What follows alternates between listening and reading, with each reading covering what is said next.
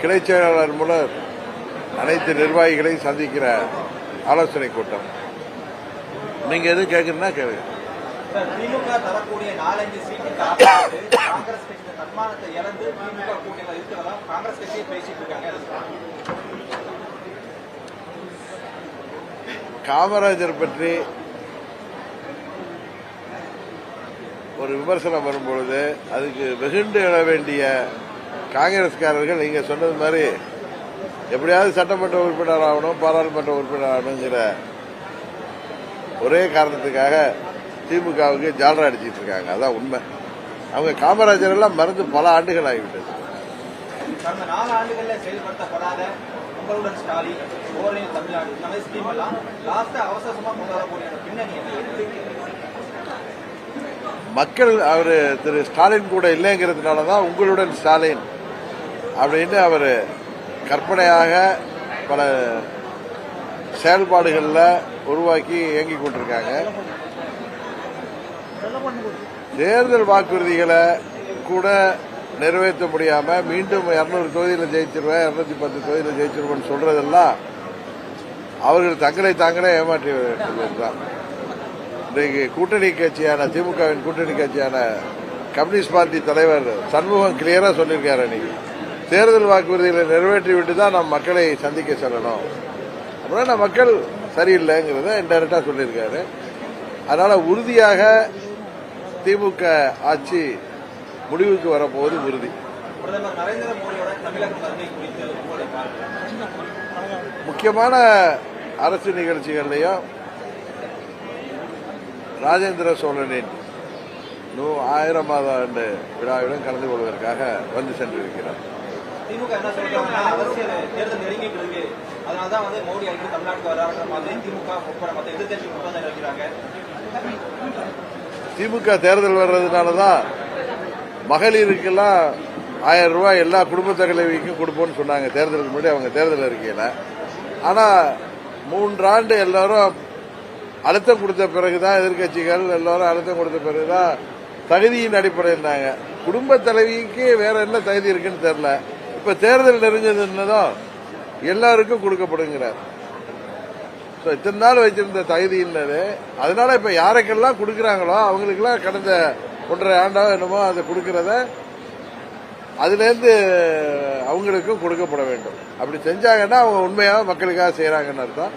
மற்றபடி மக்களை ஏமாற்றி எப்படியாவது ஆட்சிக்கு வந்து விடலாம் என்று திமுக இன்றைக்கு முழு முயற்சியில் இருக்காங்க.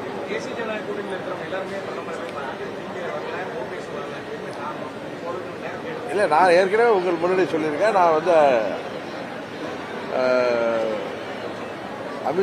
மாண்புமிகு பிரதமர் அவர்களை சந்திப்பதற்கு அப்பாயின்மெண்ட் கேட்கலன்னு சொல்லியிருக்கேன். தென் மாவட்டங்களில் தொடர்ச்சியா சாதிய மோதல், நேற்று கூட திருநெல்வேலியில் ஒரு ஆணவ படுகொலை நடந்தது, எப்படி பாக்குறீங்க? இந்த 4 ஆண்டுகள்ல தமிழ்நாட்டில் சட்டம் ஒழுங்கு சந்திச்சிருக்குது. குறிப்பாக தென் மாவட்டங்களில் மாணவர்கள் வரை அந்த உணர்வு, தவறான உணர்வு இன்றைக்கு பெருகி பல்வேறு சட்ட ஒழுங்கு பிரச்சனைகள் வருது. இந்த ஆட்சி முடிவுக்கு வந்தால்தான் தமிழ்நாடு சகஜ நிலைக்கு வர முடியும். ஆனா முதலமைச்சர் ஒத்துக்கொள்ள மாட்டேங்காரு. தமிழ்நாடு அமைதி பூங்காவா தான் சொல்லிட்டு இருக்காரு. ஆனா ஒரு காவல்துறை சேர்ந்த காவலருக்கே பூக்களை அபால் வெட்டி உள்ளது. அதாவது அவங்க குடும்பத்துக்கு கொண்டே தமிழ்நாடு அமைதி பூங்காவா இருக்க தவிர யாருடைய உயிருக்கும் பாதுகாப்பு இல்லை. இத மாதிரி சமூக விரோத செயல்களில் ஈடுபடுறவங்க இதெல்லாம் அதை தடுக்கிற அதிகாரிகளை எல்லாம் கொலை செய்கிறார்கள், தாக்கப்படுகிறார்கள். இன்னும் காவல்துறையை சேர்ந்த அதிகாரிகளே கொல்லப்படுகிறார்கள். இதுக்கு மேல சட்டம் ஒழுங்கு இந்த தமிழ்நாட்டில் மோசமாகி கொண்டிருக்கிறது என்பதற்கு உதாரணம் தேவையில்லை. முதல்வர் 6 மாதம் கழித்து தேர்தலுக்கு பிறகு எல்லாம் சரியாகிவிடும்.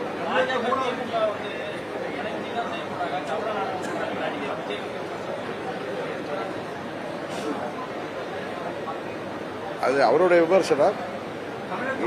எல்லாம் என்ன கத்திரிக்காய் முத்துனா கடைக்கு வந்துதானே அவனை எதா இருந்தாலும் தெரிஞ்சு போயிடும்.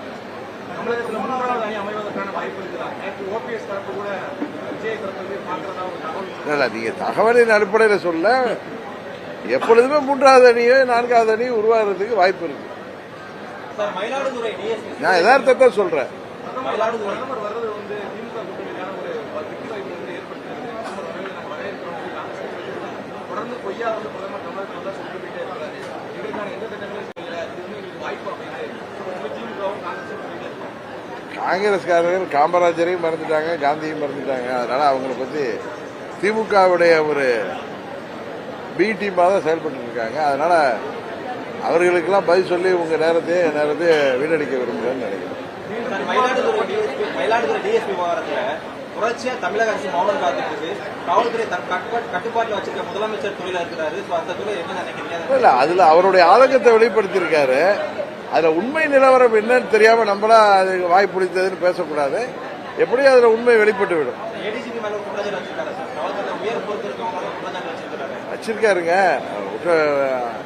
அவர் குற்றச்சாட்டு வைத்துக் கொண்டே நம்ம திரு டேவிட்சன் மேல வச்சிருக்காரு. அவர் ஒரு நல்ல அதிகாரி. அம்மா அவர்கள் காலத்திலிருந்து நம்ம பார்த்திருக்கோம். அப்படி இருக்கிறப்ப அவர் மேல ஒரு குற்றச்சாட்டு வர்றப்ப அதோட உண்மைத்தன்மை தெரியாம நம்ம பேசக்கூடாதுன்னு நினைக்கிறேன். 2026 சட்டமன்ற தேர்தலில் அமமுக நிலைப்பாடு என்ன? எந்த தொகுதியில் எந்தெந்த தொகுதியிலெல்லாம் அமமுகவுக்கு வெற்றி வாய்ப்பு இருக்கோ அந்த தொகுதியிலெல்லாம் உறுதியாக எங்க கூட்டணியில நாங்கள் போட்டியிட்டு என்டிஏ கூட்டணி உறுதியாக போட்டியிடுவேன். எந்த தொகுதின்னு இன்னும் முடிவு செய்யணும். தென் மதுரையை சுத்தி உள்ளது எல்லாமே தென் மாவட்டங்கள் தானாக்கா. முக்கியமான கேள்வி, பாஜக கூட கூட்டணியில அதிமுக இருக்கு, அமமுக இருக்கு. ஒருவேளை தேர்தல் பிரச்சாரத்துல அதிமுக கூட சேர்ந்து பிரச்சாரத்துக்கு வாய்ப்பு கிடைச்சா பண்ணுவீங்களா? அதாவது தேசிய ஜனநாயக கூட்டணியில ஏற்கனவே இந்த கேள்விக்கு நான் பதில் சொல்லிட்டேன். 234 தொகுதிக்கும் அம்மா மக்கள் முன்னேற்ற கழகத்தின் பொதுச் செயலாளரா உறுதியாக நான் சுற்றுப்பயணம் செல்வேன். அவர்கள் அழைக்கின்ற பட்சத்தில் சொல்லியிருக்கேன்.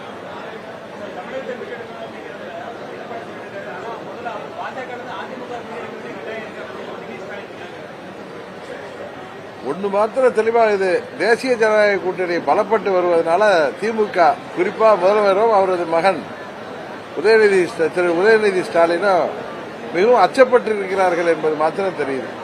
தேசிய ஜனநாயக கூட்டணியோட கட்சியில் வந்து ஒவ்வொன்றுக்கு ஒன்றும் சலசலப்போடு இருக்காங்க. யாரும் ஒற்றுமையா இல்லை அப்படிங்கிறத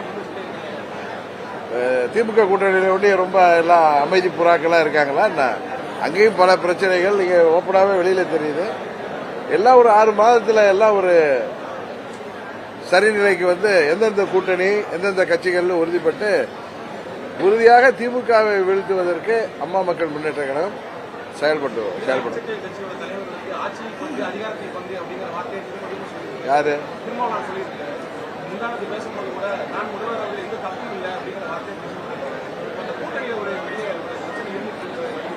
அவரு எந்த அடிப்படையில் பேசினாரும் தெரியாது.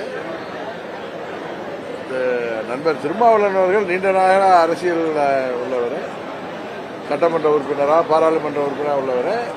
அவருக்கு முதல்வராக வர்றதுக்கு எல்லா தகுதியும் இருக்குன்னு தான் நானும் நினைக்கிறேன். நான் எதிர்கட்சியில் இருக்கிறதுனால ஒருத்தரை குறைத்து மதிப்பிடக்கூடாது. அவருக்கு ஒரு முதல்வராக கூடிய எல்லா தகுதிகளும் இருப்பதாகத்தான் நான் நினைக்கிறேன்.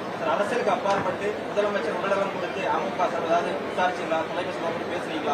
அவர்கிட்ட பேசல. நாங்க சம்பந்தமா அவர் விரைவில் நலம் பெற்று வரணும்னு நான் அறிக்கையை கொடுத்திருக்கேன்.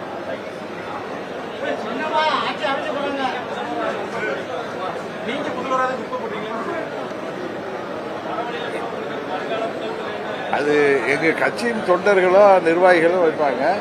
காலம் தான் எல்லாத்தையும் முடிவு செய்ய முடியும். சில பேர் சொல்ற மாதிரி காலம் தான் முடிவு செய்ய எல்லாத்தையும்.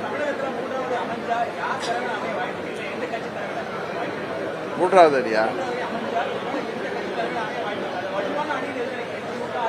இல்ல, வலுவான அணிங்கிறத மக்கள் தான் தேர்ந்தெடுக்கணும்.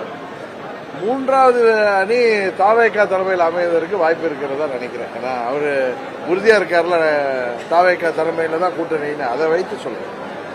அவருடைய அறிக்கைகளையும் வைத்து சொல்கிறேன்.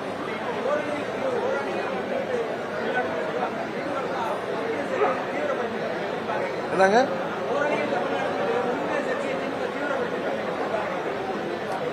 அவங்க 4.5 ஆண்டு ஆட்சிங்கிறது ஒரு பெரிய ஃபெயிலியரா இருக்கு. மக்கள் மத்தியில் கடும் கோபம் இருக்கு. சட்டம் ஒழுங்கு மோசமா இருக்கு. கஞ்சா போன்ற போதை மருந்து புழக்க வழக்கம் பட்டி தொட்டி எல்லாம் இருக்கு. இன்னும் சொல்லப்போனா சிறுமியிலேருந்து வயது முதிர்ந்த மூதாட்டி வரை இன்றைக்கு வன்கொடுமைக்கு ஆளாகி உயிர் துறக்கின்ற நிலைமை இருக்கு. அனைத்து தரப்பு மக்களுமே சாலைக்கு வந்து போராடுகின்ற நிலைமையில இருக்காங்க. இதுவரை சுதந்திரம் அடைந்த பிறகு இப்படி ஒரு மோசமான ஆட்சியை பார்த்ததில்லை என்கிற அளவிற்கு இந்த திமுக ஆட்சி போய் கொண்டிருக்கிறது. உறுதியாக இந்த ஆட்சி வீழ்த்தப்பட வேண்டும் என்பதுதான் எல்லோருடைய விருப்பமும்.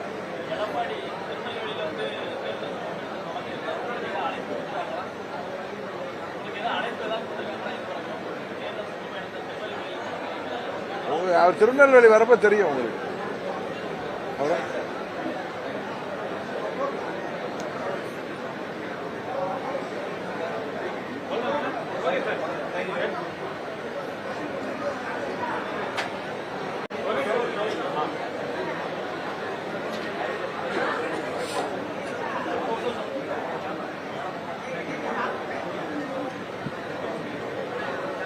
அப்படியே